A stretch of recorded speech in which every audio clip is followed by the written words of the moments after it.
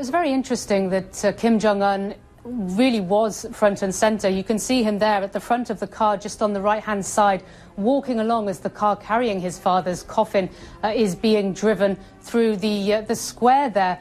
So it is really a show that he is the new leader. It is a show that he is in control. It's this show of stability and succession going by the script that North Korea really is desperate to show to the world. Interestingly, behind him as well was Chang Sung-taek. This is his uncle, who was just recently promoted in the past year or so by Kim-Jong-Il, and who is expected to be one of his mentors, one of the people who were going to help him through the first years of his reign, and also the husband of his aunt, Kim-Jong-Il, who's Kim Jong-il's sister. She's also expected to be very closely watching Kim Jong-un. So he does have this family unit around him that Kim Jong-il has promoted and has left in position, now he has died, to make sure that they can help this succession and they can give him the support that he needs. Now, interestingly, on the left-hand side of that car as well that was carrying the coffin, you also saw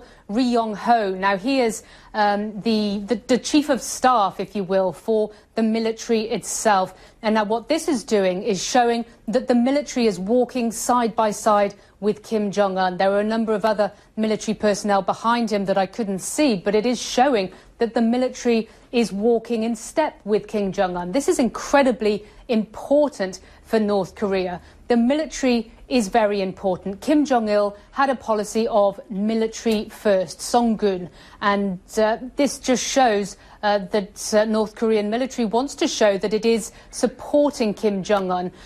Remember, this is a boy, a man, I should say, who is not yet 30. He's in his late 20s. He has had no field experience to speak of when it comes to the military realm. He really hasn't been experienced in being a leader or even a leader in waiting. Only a couple of years of grooming, really, from his father.